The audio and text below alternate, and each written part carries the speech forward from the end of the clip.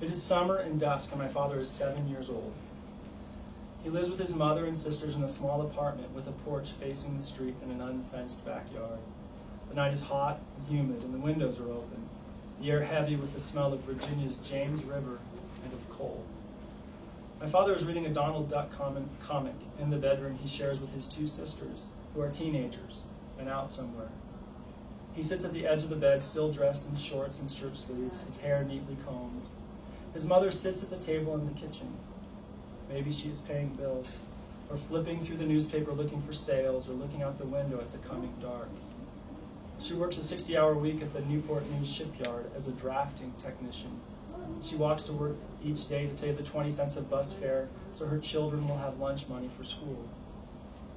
From the alley, my father hears pebbles crunching beneath tires, an engine downshifting, the familiar grind of brakes. A car door opens and closes. Then his father is shouting awful things about his mother, about his sisters, about him. My father doesn't need to look out the window to see the drunken sneer on his father's face. He knows his father will not leave until one of the neighbors calls the police.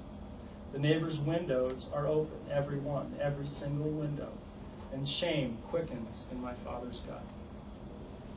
Other times his father lets the car idle in the alley while he gets out, stands quietly, and smokes a cigarette.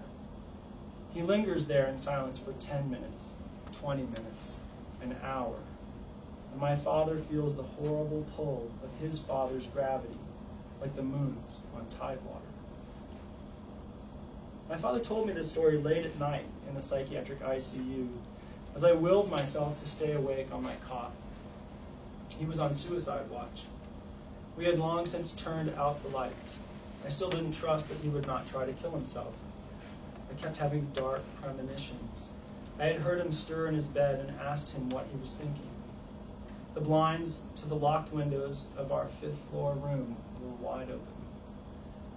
Later that night, I startled awake. My father was out of bed. It was sometime past midnight. The room had a bathroom, and he'd gone inside and shut the door. He was in there a long time. Too long. I waited and waited. I could feel my pulse throbbing in my neck. Finally, I got up and went over and banged hard on the metal door with the side of my fist. What? What? My father shouted. I let out a gasp. I'd been holding my breath. I tried the door. It was unlocked. I opened it. My father was sitting on the toilet in his gown. It took me a few moments to speak. My father looked at me. His face was covered in gray stubble. The light in the bathroom was bright. His eyes were wet and glistening. He could not control the movements of his mouth. I'm sorry, I said. You were in here so long, I thought. He met my eyes and shook his head but couldn't speak. Come on, Dad, I said. And I helped him up off the toilet, and I held him by the arm, and he put his hand on my shoulder. I guided him through the near dark over to the hospital bed and pulled the thin, white cotton blanket up over his chest. I had been a father myself for almost 7 years, but I did not tell him in a soft, reassuring voice that everything would be all right, that there was nothing to be afraid of.